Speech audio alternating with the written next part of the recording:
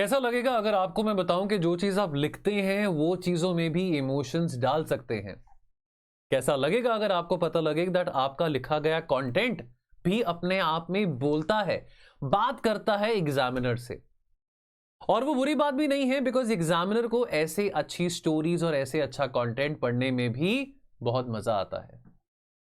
दोस्तों, स्वागत है आज का आपका इस सेशन में, इस छोटे से वीडियो में, जहां पे आपके साथ मैं डिस्कस करने वाला हूं the art of story writing in essay for UPSC. अब बहुत सारे बच्चों का डाउट आता है, कुछ बच्चों का क्वेश्चन आ रहा था कि सर क्या हम स्टोरी लिख सकते हैं इंट्रोडक्शन में वाइल राइटिंग एन एसे? क्या हम फिक्शन स्टोरी लिख सकते हैं? क्या हम रियल लाइफ स्टोरी लिख सकते हैं? आई ऑलवेज इंकरेज स्टूडेंट्स कि जितना क्रिएटिविटी और इनोवेशन लेके आ सकें आप अपने कंटेंट में, उतना ही बेहतर है। और जी हाँ, बिल्कुल आप स्टोरी लिख सकते हैं, चाहे वो फिक्शन स्टोरी हो, चाहे वो रियल लाइफ स्टोरी हो। लिखनी कैसे है? आर्ट ऑफ स्टोरी राइटिंग, उसमें इमोशंस डालना, ड्रामेटिक तरीके से उसको थोड़ा एंगेजिंग बनाना और थोड़ा सा उसको ऐसा इंटेंस बनाना ताकि एग्जामिनर को पढ़ने में मजा आए। इस चीज से रिलेटेड आपके साथ मैं क्विकली यहां पे इस वीडियो में बात करने वाला हूं। मेरा नाम है Kuber, your friendly educator for IR, SA and for internal security. देखिए, जो कला है, स्टोरी राइटिंग भी कला होती है, इट्स एन आर्ट, और ये प्रैक्टिस करने से ही आती है। ऐसा नहीं कह सकता कि हम ये बॉर्न होते हैं, that we are born story writers. I mean obviously आप चीजें रीड करते हैं, ऑब्जर्व करते हैं, लिखते हैं, तो आपकी वो कला और कल्टिवेट होती है।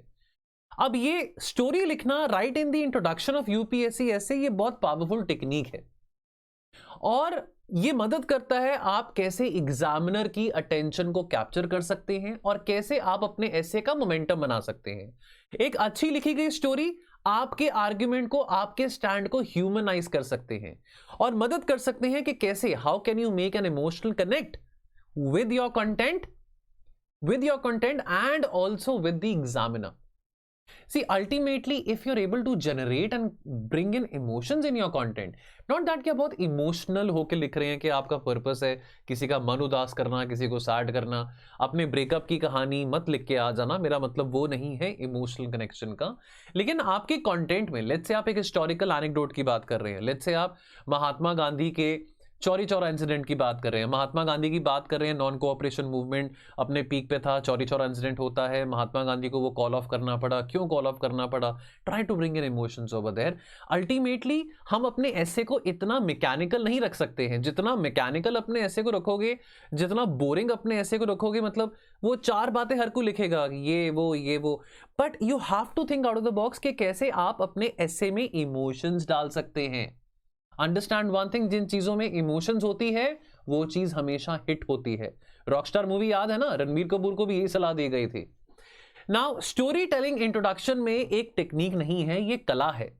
ये कला है जो कि आपकी क्रिएटिविटी को रिफ्लेक्ट करते हैं, आपके डेप्थ ऑफ अंडरस्टैंडिंग को रिफ्लेक्ट करते हैं एंड द एबिलिटी कि कैसे आप साधारण आइडियाज को कैसे आप कनेक्ट कर सकते हैं विद रियल लाइफ कॉन्टेक्स्ट। ये कला है कि कैसे आप एक कोटेशन को कनेक्ट कर पा रहे हैं with something which has happened और is ongoing in the real life. Now, आप स्टोरी कैसे चूज कर सकते हैं कि how to select a story? तो यहां पे आपके सामने मैंने आपको 5 ऐसे पर्टिकुलर टॉपिक्स दिए हैं जिसमें से आप कोई स्टोरी उठा सकते हैं। वो स्टोरी कोई हिस्टोरिकल एनेक्डोट हो सकता है, वो कोई कंटेम्प्रेरी इंसिडेंट भी हो सकता है, कोई माइथोलॉजिकल टेल हो सकता है, या एक फिक्शनल सिनेरियो भी हो सकता है, लेकिन इतना काल्पनिक भी नहीं, इतना फिक्शनल भी नहीं कि लगे बहुत आइडियलिस्टिक तरीके से बता रहे हैं, या कोई पर्सनल और रिलेटेबल एक्सपीरियंस हो सकता है। लेकिन कंडीशन क्या है? कंडीशन ये है कि ये सारे के सारे इंसिडेंट्स, ये सारे के सारे anecdotes should be relatable to the topic on which you are writing essay. ये बात ठीक है? चलो, नाउ एग्जाम्पल, फॉर एग्जाम्पल एक बेसिक सा टॉपिक, कितना फेमस कोटेशन है ये, be the change you wish to see in the world. बहुत ही फेमस कोटेशन है, महात्मा गांधी का कोटेशन है। अब आपने इसके ऊपर ऐसे लिखना है, तो आप जब इसके ऊपर ऐसे लिख रहे हैं तो आप यहां पे अगर महात्मा गांधी की स्टोरी की बात करते हैं, महात्मा गांधी की story of picking up a grain of salt during the Dandi march, अब अगेन आप यहां पे सिर्फ महात्मा गांधी के बारे लिख के काम खत्म नहीं करके आएंगे। इट्स नॉट दैट कि be the change you wish to see in the world, आपने लिखा कि महात्मा गांधी का कोट है, Mahatma Gandhi non violent, father of the country etcetera etcetera. No, be specific, थोड़ा इमोशनल कनेक्ट लेके आए। आप यहाँ पे डांडी मार्च की बात करें, यहाँ पे सिविल डिसोबीडियंस मूवमेंट की बात करें, कैसे महात्मा गांधी ने डेमोन्स्ट्रेट किया कि जो चेंज वो सोसाइटी में, समाज में देखना चाहते हैं, वो चेंज को रिफ्लेक्ट करने के लिए वो अपने आप में क्या चेंजेस लेके आने को तैयार हैं। Narrate that in the form of story. Then create an engaging setting. Tip number 2, create an engaging setting. आप अपनी setting को, backdrop को briefly बताओ। I mean, आप यहाँ पे like आप sensory details का इस्तेमाल कर सकते हैं, sight, sound, smell, to make it very clear. However, try to avoid using unnecessary details. मतलब ये लिखने की जरूरत नहीं है that कि on a hot summer day आप लिख सकते हैं, बट यहां पे आपको तापमान लिखने की जरूरत नहीं है कि उस दिन 45 डिग्रीज था कि 46.5 डिग्रीज था, नहीं। You can just write on a hot summer day. मैं एग्जांपल के तौर पे कह रहा हूं, आपको एग्जांपल बताऊंगा। फॉर एग्जांपल, अगर टॉपिक है the role of education in nation building, तो आप कैसे शुरू कर सकते हैं? आप शुरू कर सकते हैं that on a dusty summer afternoon in a small Indian village, कोई विलेज का नाम दे दिया, a teacher gathered a group of eager children under the shade of a banyan tree. Armed with nothing but a chalkboard and her passion, she taught them the alphabet, laying the foundation for their dreams.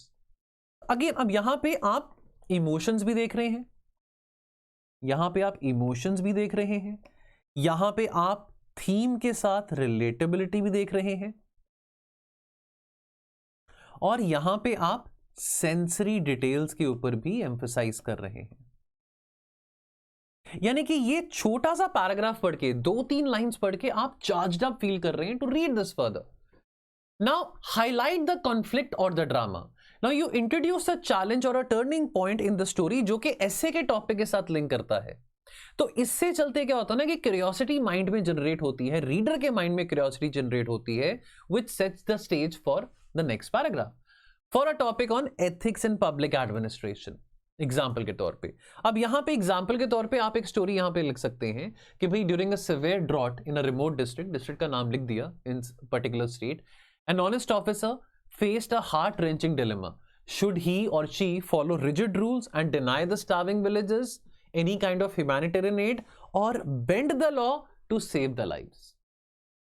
Now conclude the story. Number 4, relate the story to the essay theme.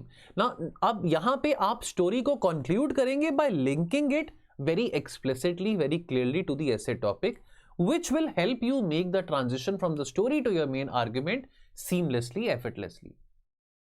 Now for example, ये story illustrate करता है कि कैसे education transform करता है individuals और communities को, proving कि नेशन बिल्डिंग क्लासरूम से शुरू होती है। तो ये एग्जाम्पल, ये जो एग्जाम्पल हमने डिस्कस किया था एक ऑनेस्ट सिविल सर्वेंट का, ये एग्जाम्पल के भी वो क्या करे, क्या वो लोगों की जिंदगी बचाए या लोगों को ह्यूमैनिटेरियन एड दे, या लोगों को ह्यूमैनिटेरियन एड देना बंद कर दे, जो उसके सामने डिलेमा है कि भाई इतना ज्यादा मतलब वहां पे सिवियर ड्रॉट आ चुका है कि वहां पे सारा का सारा जो सामान है वो सूख चुका है। क्या करे वो उस सिचुएशन में? क्या वो डिस्ट्रिक्ट छोड़ के चले जाए, क्या वो अपने कहीं और चले जाए, अपने फैमिली के पास चले जाए, अपना डिस्ट्रिक्ट छोड़ के जहां पे वो ड्यूटी कर रहा है, या वो लोगों की जिंदगी बचाए? तो ये एग्जाम्पल, अगेन ये एग्जाम्पल हम आगे हमने कंक्लूड किस दिशा में करना है कि कैसे उसकी education, not only the education जो कि उसने 4 किताबें पढ़ के प्राप्त करी है, बट उसकी इमोशनल इंटेलिजेंस, उसके इंटरपर्सनल स्किल्स कैसे हेल्प कर रहे हैं आज उसको अपनी ड्यूटी निभाने के लिए, और कैसे हम इस बात की सिद्धि कर सकते हैं कि सही मायने में जो नेशन बिल्डिंग है वो क्लासरूम्स में ही शुरू होती है। बात समझ आ रही है? Keep it crisp and concise, ये बात बहुत जरूरी है समझनी। The story should be short yet very impactful, ensuring that there is enough room to discuss the broader aspects of the topic. Now जब आप स्टोरी की बात करते हैं इंट्रोडक्शन में, 1 पेज, 1.5 पेज, ठीक है, इसके बियॉन्ड नहीं।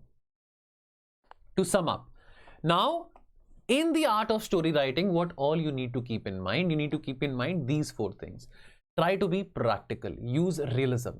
अगर फिक्शनल स्टोरी भी नरेट कर रहे हैं तो लेकिन फिर भी उसमें ऑथेंटिसिटी जरूर आनी चाहिए। try to be universal. Choose the stories which are resonating with diverse perspectives. यानी कि आप उस स्टोरी में से मल्टीपल पर्सपेक्टिव जो हैं वो पुट फॉरवर्ड कर सकते हैं.